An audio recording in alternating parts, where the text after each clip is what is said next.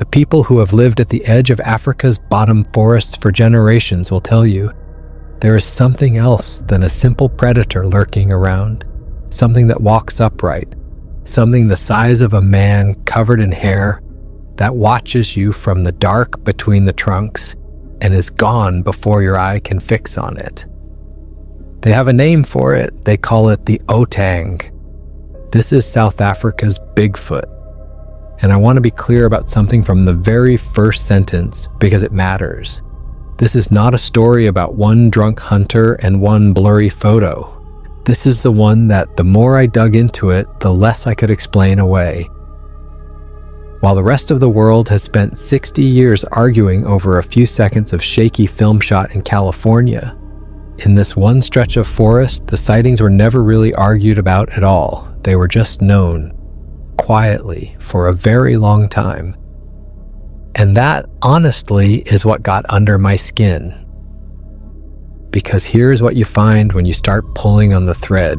It is not one person, it is dozens, spread across decades. People who never spoke to each other, who had nothing to gain, who in many cases were embarrassed to even say it out loud, and they all described the same thing, the same height, the same hair, the same unsettling way it moves, fast and low when it wants to be gone, and the same look on their faces afterward, every single time. That shock, that what did I just see? When one person sees a monster, you have a story. When dozens of people who don't know each other independently describe the exact same monster in the exact same forest over 30, 40 years, you have something a lot harder to put back in the box. And the forest itself does not help my skepticism, because this is a place, and I'll come back to this, because it's one of the most important parts of the whole story. This is a place that has already been caught hiding things it should not have been able to hide. Big things, living things, things the experts swore weren't there. Imagine the most credible person you can think of to report a sighting like this. Not a tabloid hunter, not a ghost tour guide. Picture instead a man who has spent his entire adult life in the African bush, a man who worked hands-on with fully grown wild lions, who had a lioness in her prime run flat out across open ground and rise up on her hind legs to put her paws on his shoulders, and who lived to write about it.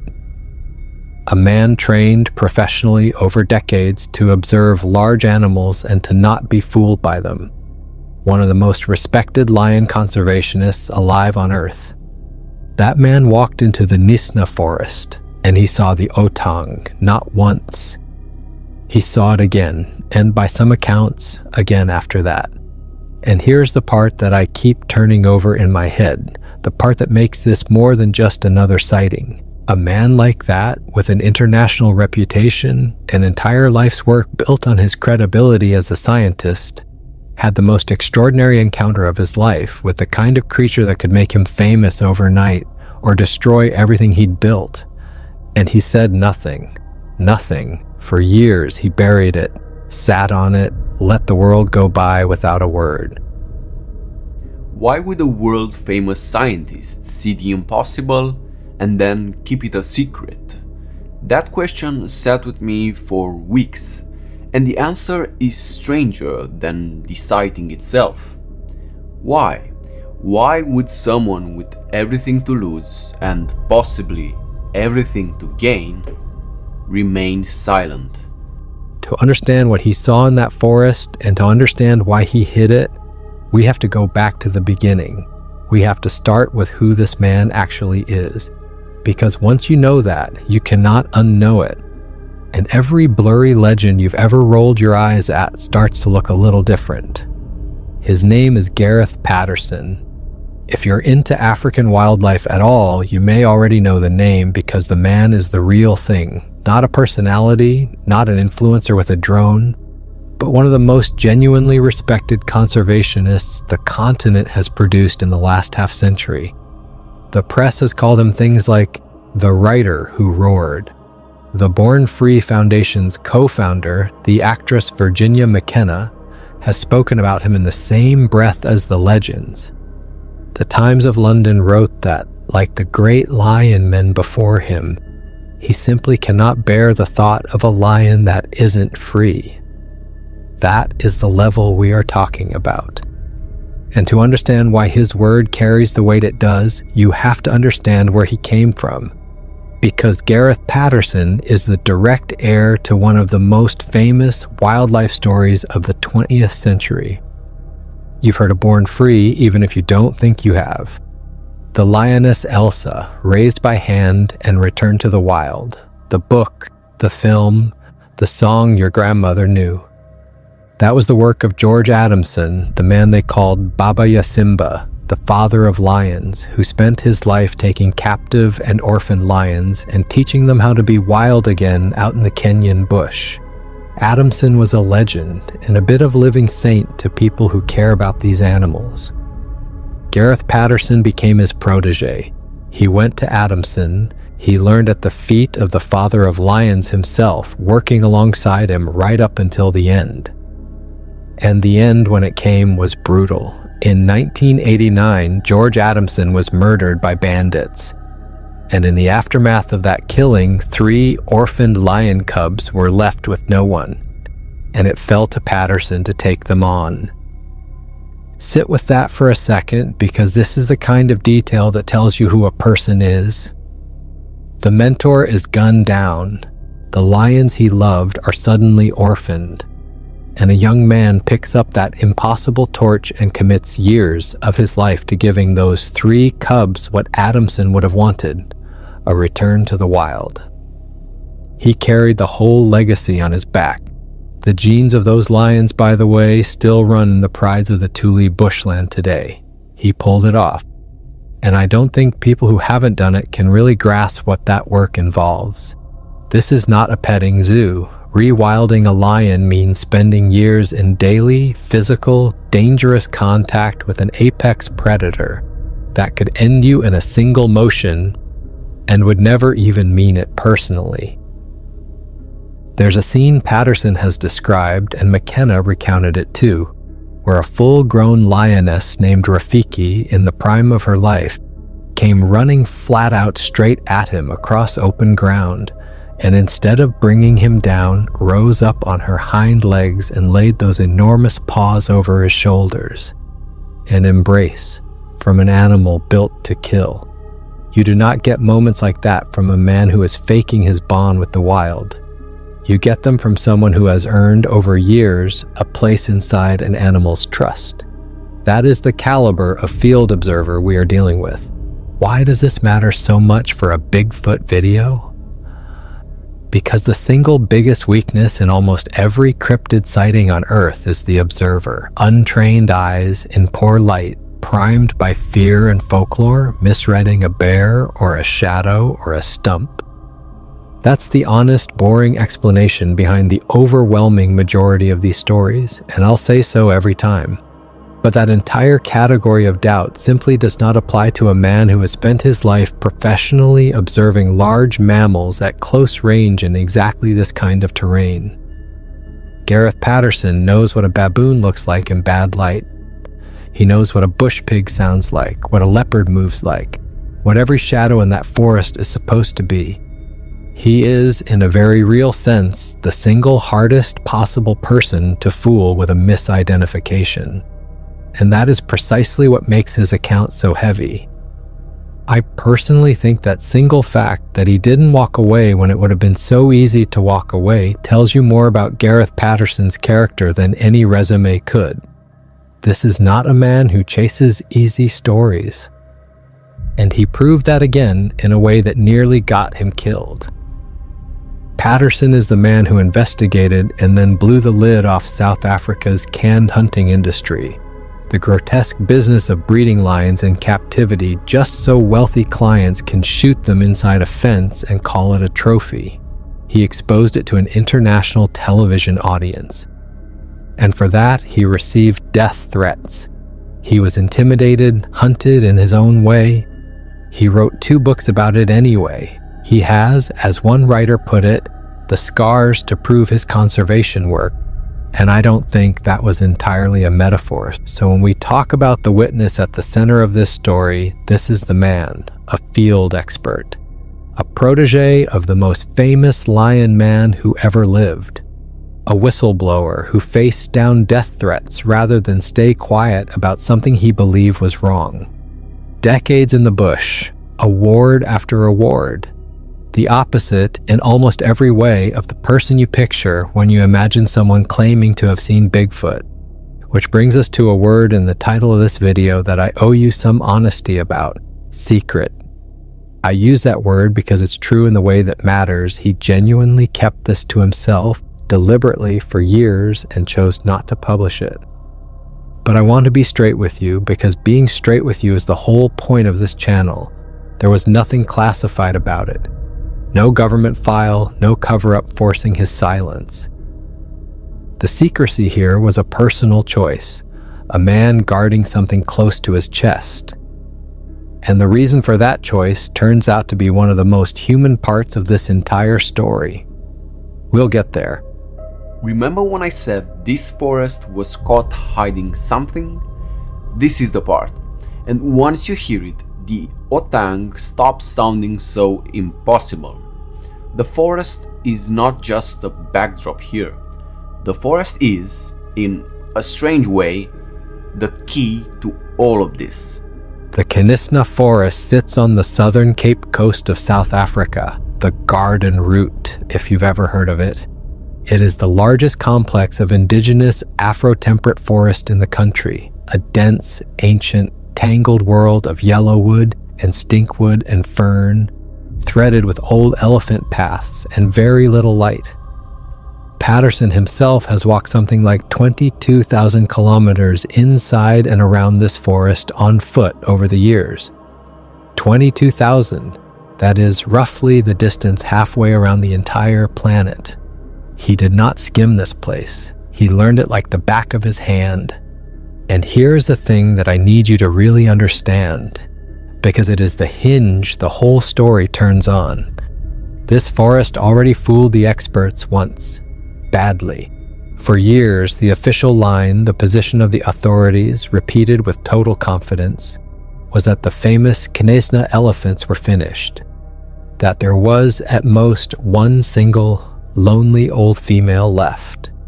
One elephant wandering the green dark by herself, the last of her kind, a ghost essentially waiting to die. That was the science. That was the consensus. One elephant. Patterson didn't believe it, so he went into the forest, those 22,000 kilometers, and he looked. And what he found quietly demolished the official story. The forest didn't hold one dying elephant. Field research turned up evidence of several individuals, multiple females, signs of males, a small living breeding population of the largest land animals on Earth, hiding successfully in plain sight for decades, while the experts insisted they weren't there. Let that land. We are not talking about a mouse. We are not talking about some clever little nocturnal lizard. We are talking about elephants, animals that weigh several tons, that knock down trees, that leave dung the size of footballs. And this forest hid a population of them so completely that the official position of the authorities was that they had effectively ceased to exist. So now I want to ask you the question that I could not stop asking myself.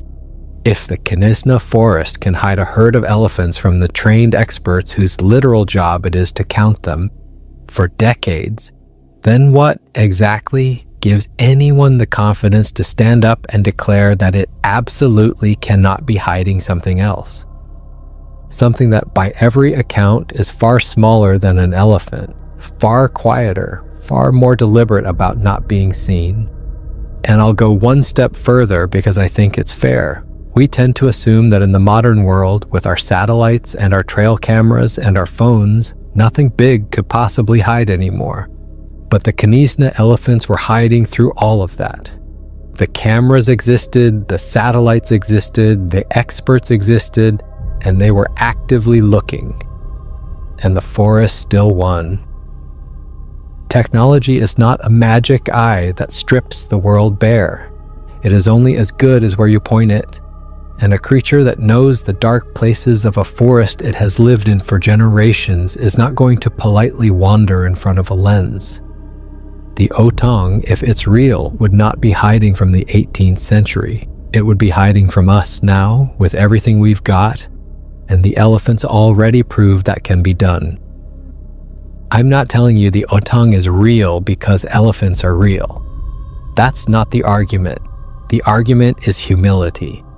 This specific forest has already proven on the public record that our confident certainty about what does and does not live inside it can be flatly, completely wrong. That's not folklore, that's history. And it should make all of us a little less smug about that word, impossible.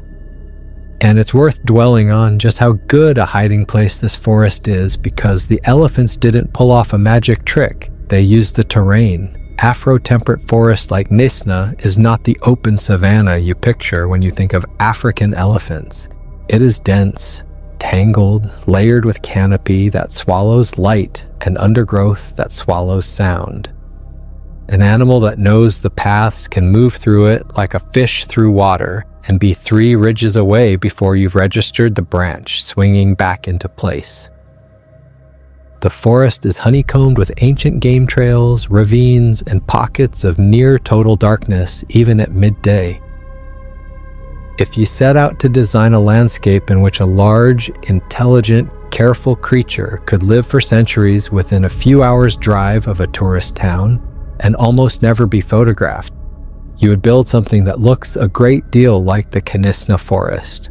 And people forget how recently the elephant story resolved. This wasn't some misunderstanding from the colonial era that we've all since had a chuckle about. This was a live scientific dispute well within our own lifetimes, the experts on one side insisting the population was effectively a single dying ghost, and Patterson on the other walking the ground, building the case, eventually proving them wrong. The lesson is not ancient, it is recent, and it is sharp. In this exact forest, the official certainty and the actual reality came apart completely, and it was the patient man on foot, not the consensus, who turned out to be right.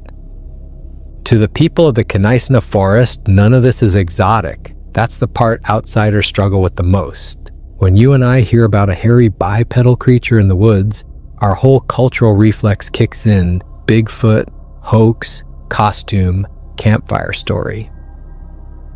But the forest people of Kanisna don't carry that reflex. To them, the Otang is simply a part of the landscape, the way the elephants are, the way the leopards are. Patterson put it about as plainly as it can be put. To regular people, he said, the idea of these beings seems incredible, but to the forest people, their presence is quite normal. Read that again. Their presence is quite normal, not a legend they perform for tourists. Not a scary tale for children, a fact of the forest they live beside. And I think this connects to something I've talked about again and again on this channel, whether we're in the Pacific Northwest or the Himalayas or the swamps of the American South. Indigenous people who have lived in intimate contact with a landscape for countless generations tend to know that landscape with a precision that outsiders consistently underestimate and then are consistently embarrassed by. We have a long, ugly track record of laughing at local superstition right up until the moment the science catches up, and the locals turn out to have been right the whole time. The gorilla was a native legend Europeans scoffed at. So was the okapi. So was the giant panda. The list is long, and it is not flattering to us, so what do they actually describe? Patterson's own summary is striking in how restrained and specific it is. They're a lot like people in size, he says, hairy, bipedal, they walk on 2 legs, and in his words, they can move very fast if they need to. There's no glowing eyes, no nonsense, no 20-foot giant, just a hair-covered being, roughly human-sized, upright and quick, which honestly is far more unnerving to me than the cartoon version. It sounds less like a monster and more like a description of something real that someone is trying very hard to report accurately. And I want to flag that restraint because it's a tell. When people invent a monster, it grows in the telling. It gets taller, it gets fangs, the eyes start to glow, it picks up supernatural powers. That's the natural gravity of a made-up thing, exaggeration. But the Otang accounts don't do that. They stay small in a sense, human-sized, hairy, fast. The descriptions are almost disappointingly modest, and that modesty is exactly what you'd expect if people were reporting an actual animal rather than feeding a legend. Real observations are boring at the edges. Invented ones rarely are. And then there are the other accounts, the ones from people who are not Gareth Patterson. This, for me, is where it tips. Over his years in the forest conducting what he called unannounced research, meaning he wasn't going around leading the witness, wasn't priming people, wasn't asking, "Have you seen Bigfoot?" Patterson collected account after account from others in the area, mostly spontaneous, mostly unprompted. People simply telling him what they'd seen, often clearly unsettled to be saying it at all. And the accounts were consistent, not just consistent in describing the creature, same size, same hair, same movement, but consistent in something subtler and, to me, much more convincing. The reaction of the witnesses. That same jolt of shock. That same disturbed, rattled quality in people who had just had their understanding of the world quietly broken. You can coach a description. It is very, very hard to fake that specific texture of genuine fear again and again in person after unconnected person. If you're watching this from Southern Africa, and I know a lot of you are because you tell me in the comments, I genuinely want to hear from you. Did you grow up hearing this name? Otang, or another name for the same thing? Drop it below. I read these, and the regional names are one of my favorite parts of doing this. Last time we covered global cousins of the Sasquatch. Your comment sent me down 3 new rabbit holes I'm still in. So let's talk about what the man himself saw, because for all the strength of the secondhand accounts, this is the heart of it. Gareth Patterson is not just the chronicler of other people's sightings. He is a witness. A first person, I saw it with my own eyes witness. And I owe you a small, honest note right here. The kind of thing this channel will always stop to flag. The exact number of his personal sightings is reported slightly differently in different places. The framing around his book most often points to 3 sightings. That's the number that's stuck to the story. But in at least one interview he gave around the time he went public, the count given was 4 personal sightings across his roughly 20 years in the Nisna area. 3 or 4, I'm not going to paper over that wobble and pretend it's a clean, certain number because it isn't, and you deserve to know that. But notice what we're actually arguing about. Whether one of the world's most credible wildlife observers saw this creature 3 times or 4 times. Either way, we are well past the question of whether he saw it at all. Picture what one of these encounters is actually like. You have to put yourself there. You are deep in a forest you know better than almost any living person.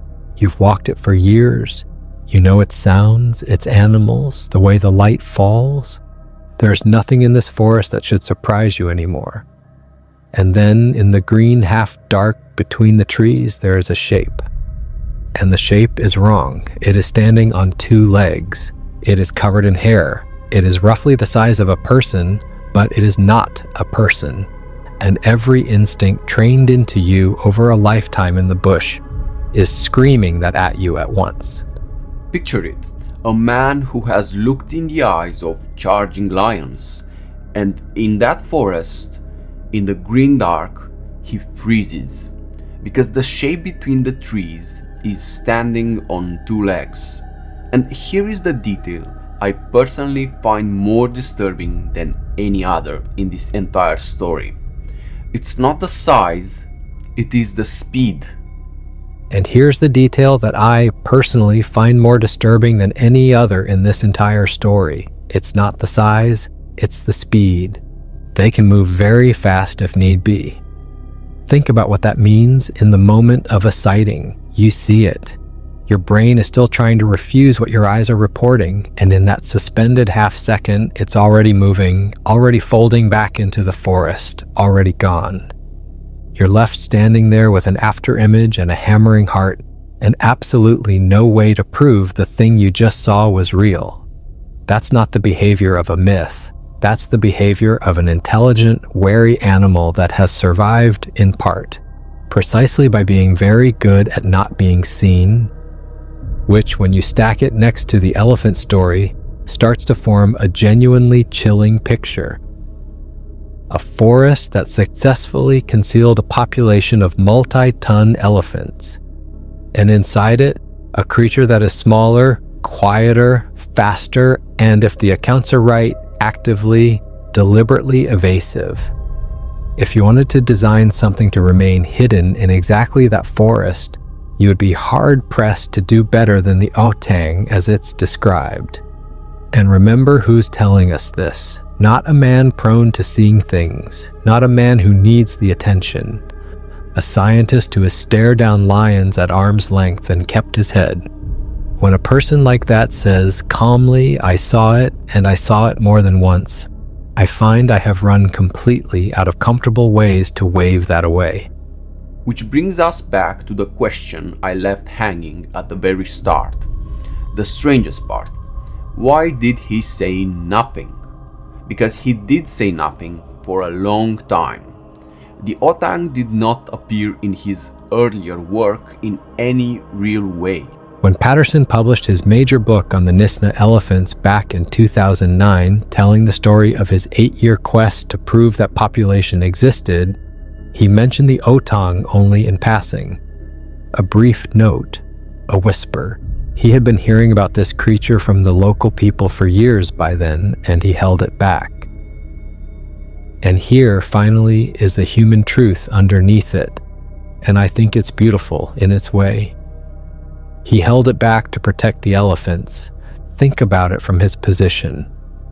He had just spent the better part of a decade and 22,000 kilometers on foot fighting an uphill battle to convince a skeptical establishment of something that was true but unbelievable to them, that a hidden population of elephants was alive in that forest. That fight ran entirely on his credibility, on being the careful, sober scientist whose word could be trusted against the official consensus. It was the most precious thing he had, and it was the only weapon those elephants had.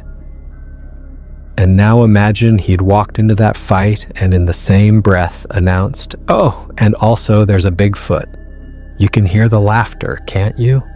You can see exactly how fast every word he'd ever said about the elephants would have been dragged down and drowned by the cryptid story. He would have handed his opponents the perfect weapon to dismiss everything. The elephants, real, endangered, desperately in need of being believed in, would have paid the price for the otang. So he made a choice. He kept the most extraordinary sighting of his life in his back pocket, and he protected his life's work. He stayed quiet, not because anyone forced him to, not because of some shadowy file, but because he was a serious man guarding a serious cause, and he understood exactly what going public too soon would cost. And I keep coming back to what that silence must have actually felt like, year after year. Because this is not a small thing to carry. Imagine knowing, not believing, not suspecting, knowing from your own eyes more than once that there is an undiscovered upright creature living in the forest at the bottom of your continent. One of the great unanswered questions of the natural world, and you are holding the answer. And you cannot say it. You sit in interviews about your elephants and you swallow it. You watch documentaries speculate about cryptids and you say nothing. You hold the most sensational secret a naturalist could hold, and you let it sit there quietly because speaking it would burn down something you'd given your life to. That takes a kind of discipline most people simply do not have. It is frankly the opposite of the impulse that drives a hoax. He stayed silent to protect his elephants. That's not the behavior of a hoaxer. That's the behavior of a man who knew exactly how much the truth would cost him. That, to me, reframes the entire secret completely. A hoaxer races to the spotlight.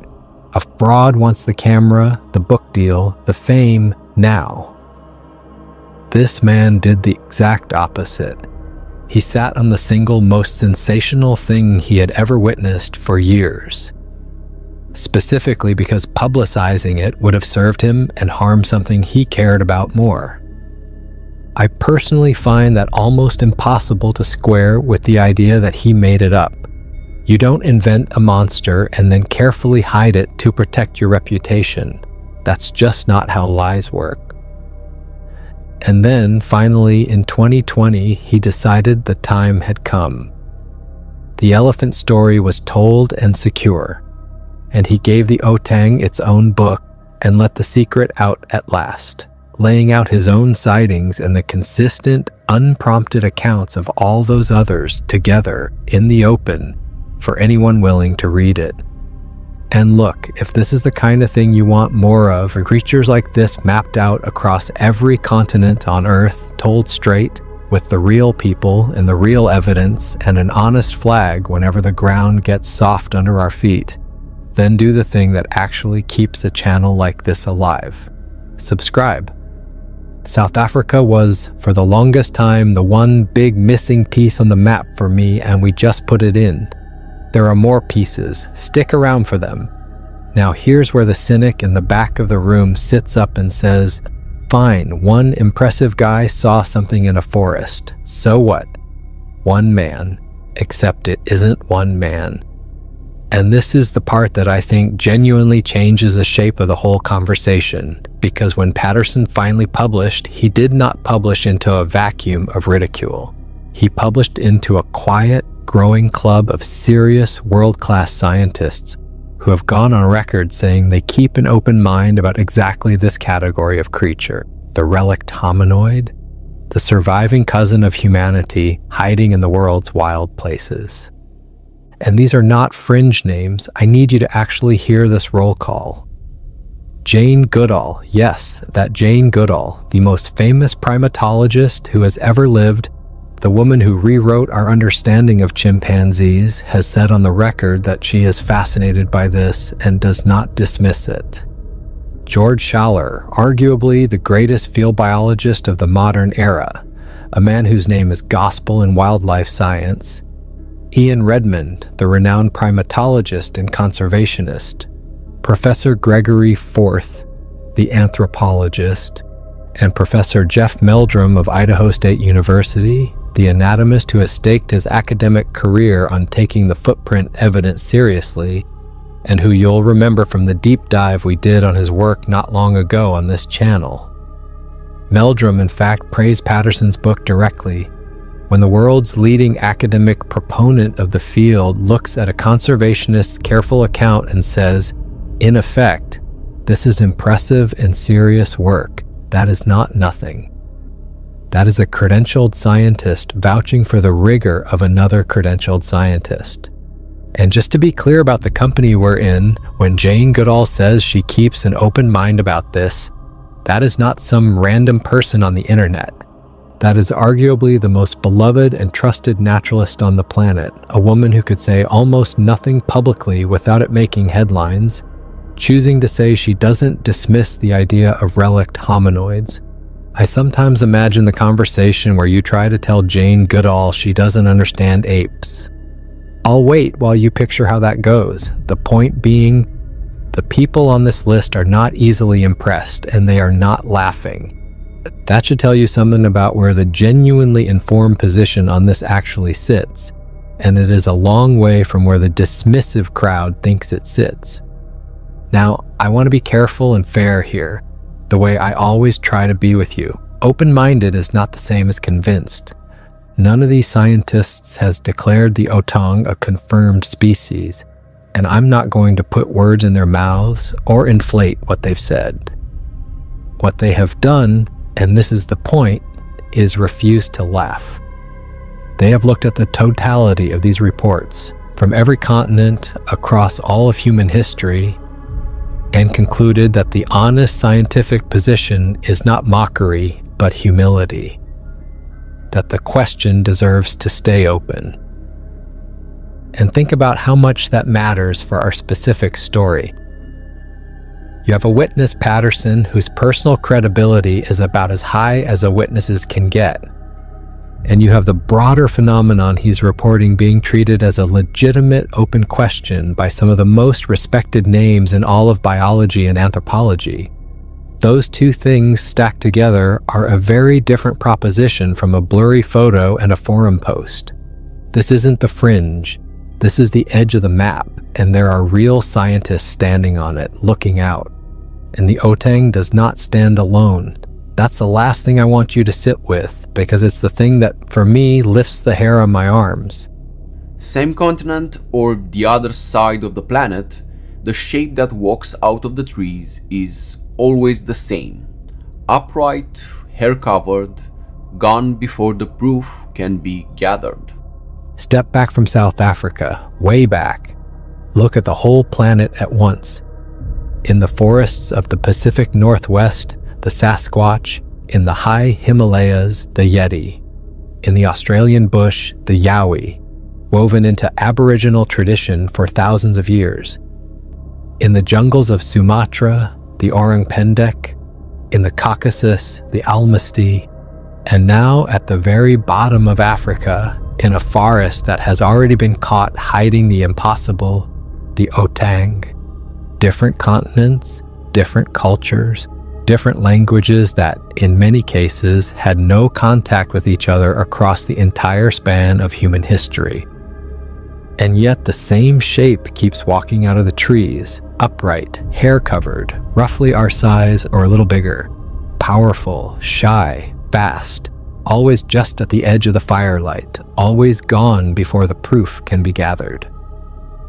There are really only two ways to read that, and I'll let you sit with both. Either every isolated human culture on Earth, independently, with no contact, happened to invent the precise same imaginary creature, the same hairy upright man thing, over and over all around the globe by sheer coincidence. Or these scattered cultures, separated by oceans and centuries, were all describing something they genuinely encountered, something real.